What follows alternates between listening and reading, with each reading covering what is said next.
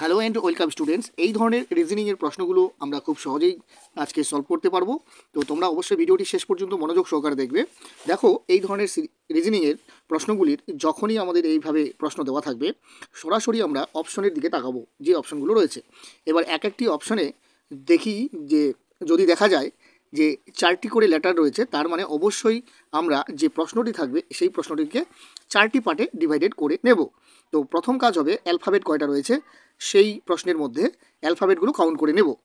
তো আমরা যদি দেখি বি একটি, 2, 3, 4, 5, 6, 7, 8, 9, 10, 11, 12, 13, 14, 15, 16, 17, 18, 19, 20, অর্থাৎ 20টি লেটার রয়েছে।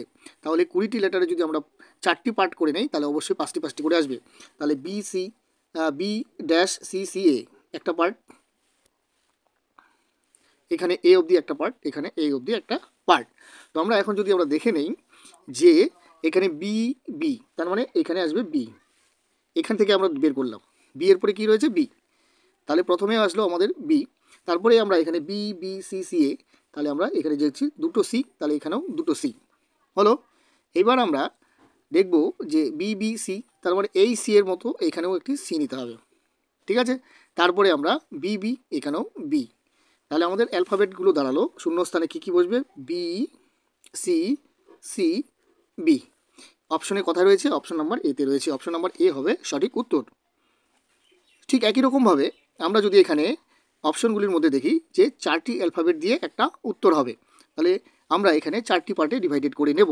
তো আমরা এখানে দেখতে পাচ্ছি যে অ্যালফাবেট কতগুলো রয়েছে। এখানে অ্যালফাবেট যদি আমরা কাউন্ট করি, এল 1 2 3 4 5 6 7 8 9 10 11 12 13 14 15 16 17 18 19 20 21 22 23 24, 24টি অ্যালফাবেট রয়েছে।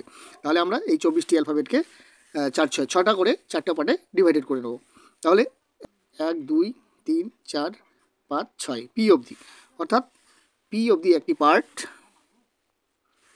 আবার এখানে যদি আমরা দেখি L U B T U, তাহলে এইখানে একটা পার্ট, এইখানে একটা পার্ট। দেখো 6টি করে আমরা 4টি পার্ট করে নিলাম। তো এখন আমরা দেখব যে এল ইউ এর পর কী আছে বি, তাহলে এখানে অবশ্যই আসবে বি। আচ্ছা, L U B T U লাস্টে এখানে আছে পি, তাহলে এখানে আমরা নিব পি। বোঝা গেল? তাহলে প্রথমে আসলো বি, তারপরে আসলো পি। আচ্ছা, এল ইউ বি টি, তাহলে এখানে আছে টি, পি এর আগে বা টি এর পরে এখানে আসবে ইউ, তাহলে এখানে আসলো ইউ। আচ্ছা, এবার প্রথমে কি আছে এল, এটিকে আমরা লক্ষ্য করবো, এখানেও লক্ষ্য রাখবো বা এখানেও লক্ষ্য করলে বুঝতে পারি যে প্রথমের দিকে আছে এল, তাহলে এখানে আসবে এল। এখন বিপি ইউএল, তাহলে কোথায় রয়েছে এটা, অপশন নাম্বার এতে রয়েছে বিপি ইউএল। এইভাবে কিন্তু আমরা প্রথমে অপশনের দিকে তাকাবো, অপশনে কতগুলি অ্যালফাবেট দেওয়া রয়েছে সেই হিসাবে আমরা প্রশ্নের যে রিজনিং প্রশ্নটি থাকবে সেটিকেও কিন্তু আমরা ততগুলি পার্টে ভাগ করে নেব। তো আশা করি তোমরা বুঝতে পেরেছো। যদি ভিডিওগুলো ইনফরমেটিভ বা হেল্পফুল মনে হয় তাহলে অবশ্যই লাইক ও শেয়ার করবে, এবং চ্যানেলে যদি তোমরা নতুন হয়ে থাকো চ্যানেলটিকে সাবস্ক্রাইব করবে, ফেসবুক প্রোফাইলটিকে ফলো করে রাখবে, বেল আইকনটি অন করে দেবে, তাহলে এই ধরনের ক্লাসের নোটিফিকেশনগুলো তোমরা সবার আগে পেয়ে যাবে। Thanks for watching this video. জয় হিন্দ, জয় ভারত।